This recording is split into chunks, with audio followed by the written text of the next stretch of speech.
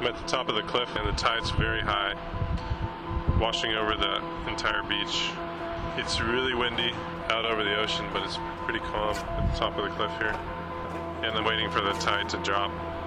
It's going to take a while. The surf's pretty huge.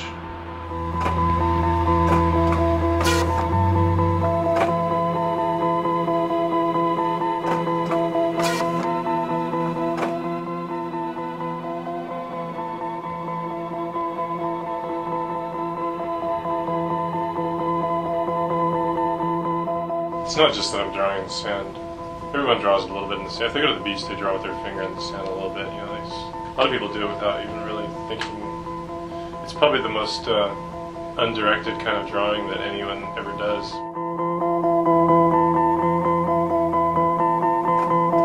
You know, being a chef is generally afternoon and night job, so I've always had the opportunity to catch whatever spot was happening.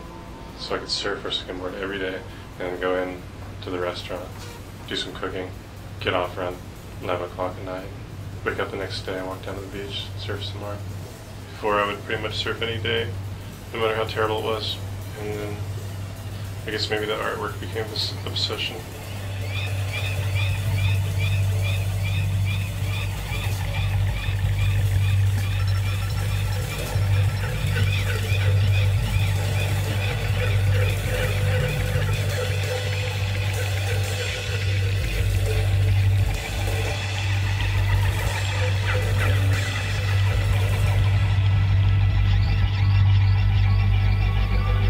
The first circle, which is about the size of a penny, once you're about, say, 300 feet above the drawing, you can't see objects that are that small.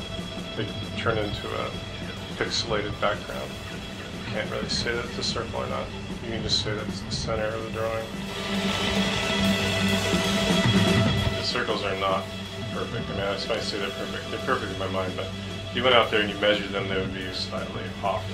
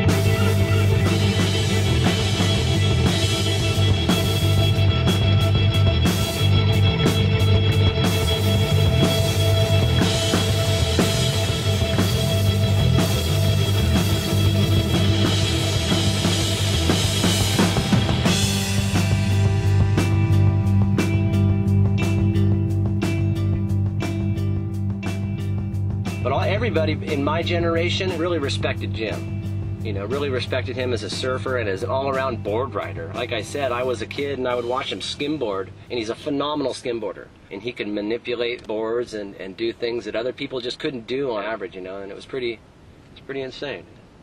I've just been fascinated. I always thought he was just this introvert surfer style dude, you know, and then now hearing about all these other interests, I'm really blown away because I've known Jim for so long, and he's been always been very mellow, very soft-spoken, you know, didn't talk a lot, you know what I mean? I know this guy is below the radar. He's not tooting any horns. You know, he's a straight-up hardcore surfer.